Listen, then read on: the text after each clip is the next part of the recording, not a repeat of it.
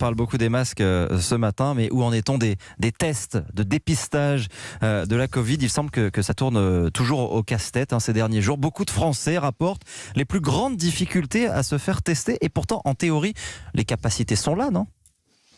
Oui, c'est vrai. Alors, avoir un rendez-vous dans la journée, c'est quasiment mission impossible. Et bien souvent, il faut attendre plusieurs jours avant de pouvoir se faire tester. Alors, il y a plusieurs explications. La première, c'est le facteur humain qui est un facteur limitant. Le personnel dans les laboratoires n'est pas suffisant du fait des congés. Et puis, c'est normal. Il faut qu'ils puissent aussi un petit peu se reposer.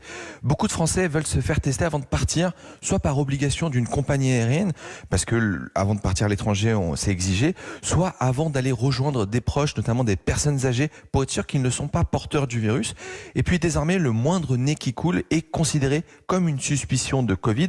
Et donc, tous les patients cherchent à être testés, c'est normal et c'est ce qu'on leur demande. Et puis, vous n'avez plus besoin d'ordonnance. Vous pouvez vous rendre directement au laboratoire et la PCR sera malgré tout remboursée. Donc, la somme de tous ces petits facteurs fait que la demande explose et les capacités ne sont pas suffisantes. Alors, comment faire pour régler le problème? Alors, il n'y a pas de solution miracle. Il va falloir malgré tout régler ce problème, car comment est-ce qu'on peut remonter des chaînes de contamination si vous mettez 5 jours pour avoir un rendez-vous et puis 3 ou 4 jours pour avoir le résultat de PCR? Si on est pragmatique, en ce moment, vous avez un site internet qui est mis en place par le gouvernement qui s'appelle santé.fr, sur lequel vous pouvez, en fonction de la zone où vous habitez, avoir la liste de tous les laboratoires qui font le prélèvement et pouvoir même prendre rendez-vous en ligne ou pouvoir les appeler. Ensuite, il va falloir se poser des questions parce que imaginez l'embouteillage dans les laboratoires à la rentrée lorsqu'on aura une prochaine épidémie de grippe ou de n'importe quel autre virus, nos capacités ne seront pas suffisantes. Alors, le salut viendra peut-être d'une somme de petites mesures.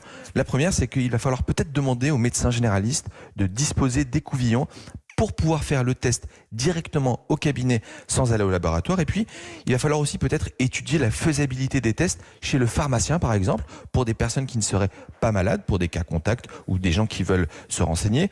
Enfin, les tests salivaires dont on entend parler depuis un petit moment nous permettraient d'éviter d'avoir le coton-tige au fond du nez et puis d'avoir un résultat en 1 ou 2 heures. Ça permettrait aux gens de retourner travailler, si jamais ils sont négatifs, ou bien chez les enfants de les remettre en collectivité. Bref, vous l'aurez compris, comme pour les masques en lieu clos, l'épidémie de demain, eh bien, elle se prépare dès aujourd'hui. Ouais, le chantier n'est pas encore complètement terminé là-dessus et je vous encourage à écouter tout à l'heure le journal de 8 heures. On ira voir en Allemagne, l'Allemagne qui généralise les tests au retour dans le pays, au retour des vacanciers par exemple, qui reviennent d'une centaine de destinations. Ils sont désormais obligés de se faire dépister. Merci, docteur Jimmy Mohamed, et à demain.